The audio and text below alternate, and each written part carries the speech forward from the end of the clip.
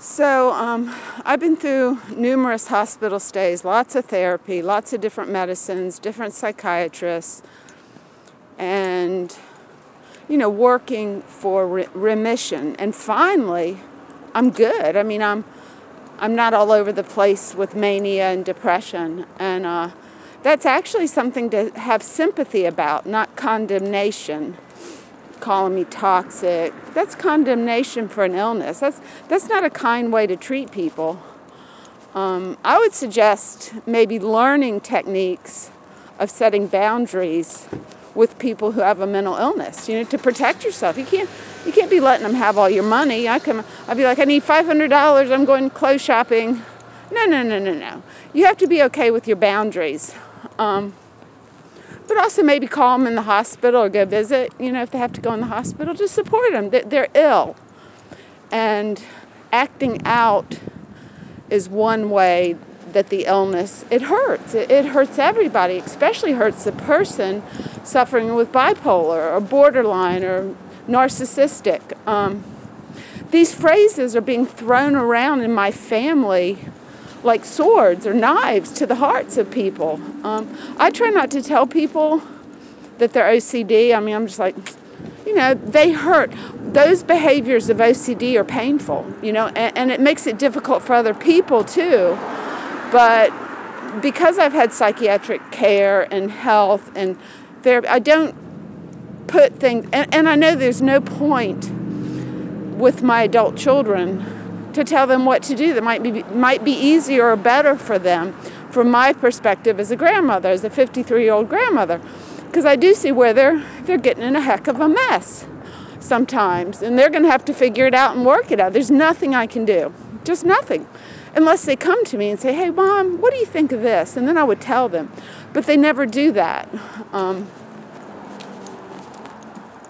So I just want people to know that if you're engaging in banter or psychiatric warfare with people and you want to hurt them, scream at them, you're bipolar, you're toxic. People don't want that. I mean, they don't want to be psychiatric ill, or you need therapy. And I think I told Hillary that once and she got upset. But, the truth is that Matt, her husband, so I thought if she's not listening to Matt, maybe she'd listen to me, that she might need some therapy from her childhood. I did the best I could, and she had some really amazing things in her life because I was an artist. And she met David Byrne's daughter. That's pretty crazy. And she went to a great preschool. She loved her friends. I took all kinds of pictures of them. And then I thought I got her a good dad because I had read that girls need a dad by the age of 5 or 6. And so I thought Jerry was going to be that person. But he definitely had his flaws. And then at the end of the family, when we couldn't hold it together anymore, I couldn't live a lie. I just couldn't live a lie, like separate bedrooms and all that. But, and he would keep drinking, even though he's in denial being an alcoholic because he makes a paycheck. That I think Hillary went out to California and started her own family. And for love, she wanted a family. And I'm very proud of her. She is capable of some very great things in the future. But she has to figure out what those things are that she really, because she could probably do anything she wants, but she's got to figure out what those things are that she wants to do. I feel really good about teaching her a lot of confidence by getting her a pony, because she had a lot of confidence that her father, Tim, did not have because of his illness. And Hillary tends to blame people for their psychiatric illness, but usually it's just an illness. And, Tim wouldn't get help. And, I mean, she hated him for his behaviors, but I understood he was miserable. He's a very unhappy alcoholic with a lot of depression, anxiety, panic attacks. And he couldn't see clearly to get help. He wouldn't do it. And so he killed himself. Well, that's not a good thing, Hillary. This is your natural father who killed himself and isolated himself. And, of course, then I've taken the bull by the horns with the bipolar. But you'll not see many people in the family admitting their regrets looking at it clearly. Even Nana, I mean, she did a bunch of stuff. One time when I was a kid, I was 7th grade, and it was the last day for track tryouts, and I had to have a doctor's note. So my mom was supposed to pick me up and take me to my granddad's house to do my physical. And my math teacher wouldn't let me out of the classroom till after the bell rang. So when I walked out of the school, I saw my mother driving off. I was a kid, I was 7. She's on Valium, by the way, and drinking a lot and smoking 2 packs of cigarettes. And I'm not mad at her. I mean, she had an illness. She has severe illness that she needs medicine for. But it made me cry as a kid. I just cried, and I walked 5 miles through a neighborhood that I didn't know much about, but I just headed towards their house. And I fell in the front door with my grandmommy holding me because of what my mom had done. Just left me because of her illness. She couldn't do it. And so I forgave Nana for her illness and things that she did.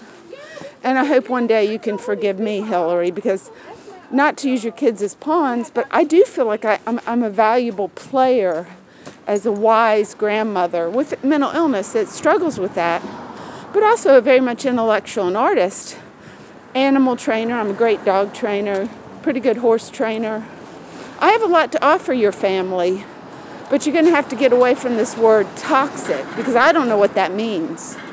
You know, I want to deal with a real person, and if you're too scared to talk to me real and have a little conversation on the phone, and you judge me from text, which is unemotional, it's you need to learn how to handle your own emotions in such a way that it's not toxic, because it's toxic only because you're saying and making it that way. Text is toxic. You know, it's okay to text a little bit, like, oh, I'll meet you at the house at 4, but not a whole emotional dialogue of your mom. I'm your mom. And I know eventually you're going to see me for who I am and what I've done correctly, as well as my flaws. But it could be after I'm dead. I just see day in, day out, like, you can't see. You're kind of blind. I mean, you're still young. You haven't seen the death of your partner. I witnessed 6 years of turmoil with leukemia and losing my most favorite boyfriend, Kent. 2 years, I couldn't even accept that he had died. And Morgan will attest, I'd just be crying, and all of a sudden tears would spurt out my eyes. So, you know, but having gone through that, hospitalizations. Jennifer has not been through this. And she's very controlling. She can't control me. I control myself. And if I'm manic, it gets a little bit out of control, and that makes her feel very uneasy. But as for you, Hillary, I'm going to try again in a video. Grandmommy loves the kids, and they seem to like me okay. Please don't tell them I'm toxic, because it's just not true, and they don't think I am. Thank you.